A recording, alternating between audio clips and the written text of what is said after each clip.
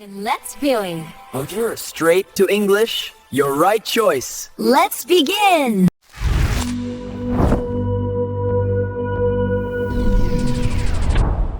Hello. Welcome back to Straight to English channel. I am Nicole. And I am Steve. Hi, everyone. Hi, Steve.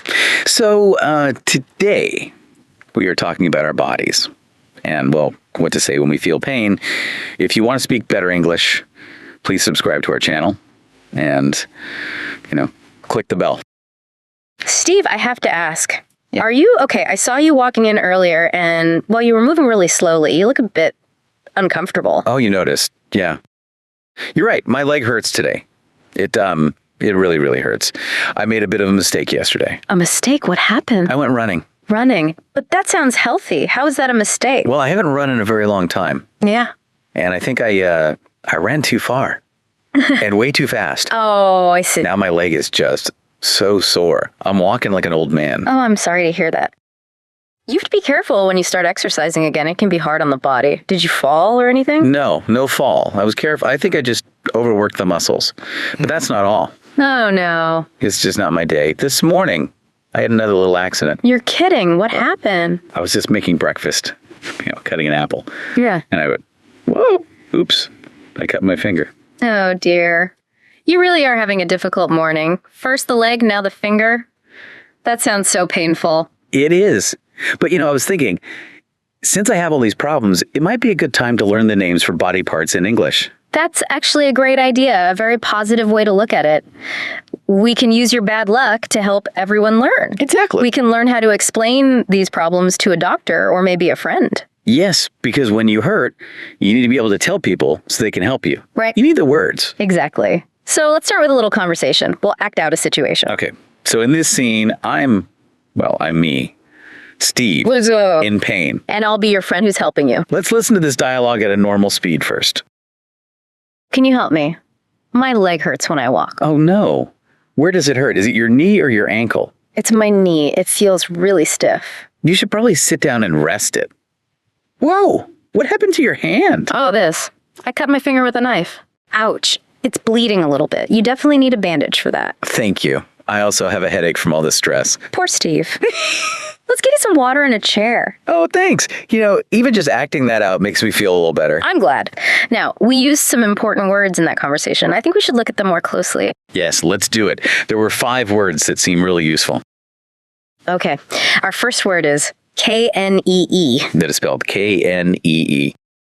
The knee is the joint in the middle of your leg. It's the part that bends so you can walk and run. Okay, I have a question about the spelling. There's a K at the front, K-N-E-E. But when you say it, I just hear knee. Do I say the K? Like Cooney? Ah, that's a great question. And no, you don't. That K is silent. Silent. Yep. We don't pronounce it at all. It's a very common thing in English. So it's there in the spelling, but I just ignore it when I speak. Exactly. Just start with the N sound. Knee. Yeah. Knee. Perfect. It's just like the word knife. Oh, like the knife that cut my finger. K-N-I-F-E. Yes. The K is silent there too. Whenever you see K-N at the start of a word, that K is usually quiet. Okay, got it. My knee hurts, not my Cooney. Excellent. Now, speaking of your finger, word number 2 is finger. That's spelled F-I-N-G-E-R. You have 5 fingers on each hand. They help you pick things up, write, type, everything. Mm-hmm. Right, so I have a question. The things on my hands, fingers, and the things on my feet, they look kind of the same. Are they also called fingers? No, and that is a really common mistake. They aren't. In English, the things on your feet are called toes. Toes. T-O-E-S. That's right, toes. So fingers are only on your hands. Only on the hands. And toes are only on the feet. Exactly. You have 10 fingers and 10 toes. If you tell a doctor your finger hurts, they'll look at your hand. I see. That's a very important difference. Okay. Fingers and toes. I've got it. Great. Now let's talk about the feeling you have. Word number 3 is hurt. Spelled H-U-R-T. To hurt means to feel pain. It's the word we use when something is wrong with our body. Okay, so it's a feeling, but what if I'm really happy? Do I hurt them? No, definitely not. Hurt is always a negative feeling. It's about pain. I see. So it's not like being tired, because after running, I am very tired. Being tired is different. You hurt when there's an injury, like a cut or a sore muscle. It's actual pain. Tired is just when you need to sleep. Okay, so my sore knee from running, that's pain. Exactly. Your knee hurts. Your finger hurts. I understand. Hurt equals pain. Right. Now, for that cut on your finger, you need something. Which brings us to our next word. Word number 4 is bandage. That's a longer one. B-A-N-D-A-G-E. A bandage is what you put over a cut or a wound to keep it clean and help it heal. Right. I have one on right now. So is a bandage, is it kind of the same as a sock? A sock? Yeah, I mean, a sock covers my foot, a bandage covers my cut. They both cover things. I see why you'd ask that, but no, they are very different. They are. A sock is clothing. You wear it on your foot. A bandage is a medical item. You only use it for an injury. Okay. So I shouldn't wear a bandage for fashion. Definitely not. If you wear a bandage, people will ask, oh no, what happened? If you wear socks, nobody asks anything. That makes sense. Yeah. Okay. And for our last word, you mentioned my other problem. Yes, the stress. Word number 5 is headache. Spelled H-E-A-D-A-C-H-E. A headache is a pain inside your head. It's 2 words put together, head and ache. Ache just means pain. I see. But the end, A-C-H-E, is that cheese sound. Like cheese. Head-a-chee. Nope. This is another tricky English spelling. The chi here actually sounds like a K. A K. Like cake. Exactly like cake. It sounds like act cake. So headache. Headache. Perfect. An ache is a pain that lasts for a while. So you can also have a stomach ache or a backache. So ache is a useful word part. Toothache. Yeah. Backache. It is, but never headache. Okay. I have a headache. Got it. Perfect. So now that we have these words, let's see how we can use them. Right. In the real world. Like if I need to go to a store to buy medicine or something. Exactly.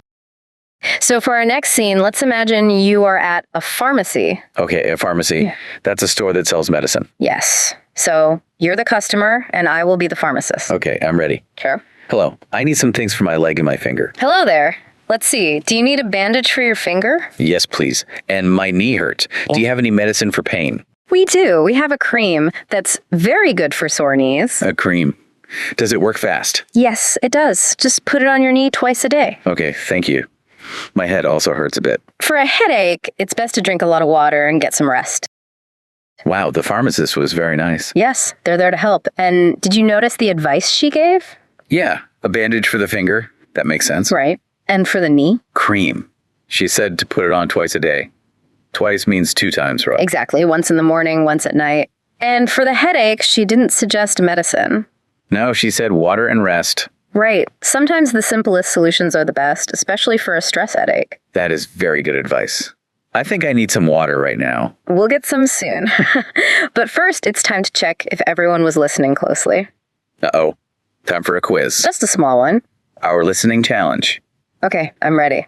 I'm going to say a sentence. Yeah. You just have to tell me if it's true or false. Okay. Listeners, get ready. Here is the sentence. You have 10 fingers on your feet. Okay, what do you all think? True or false? The answer is false. Correct. Why is it false, Steve? Because, as you taught me, you have 10 toes on your feet. Fingers are on your hands. Exactly right. A very important difference in English. Well done. Phew. Now, we have a question for you, the listeners. Yes. Tell us in the comments.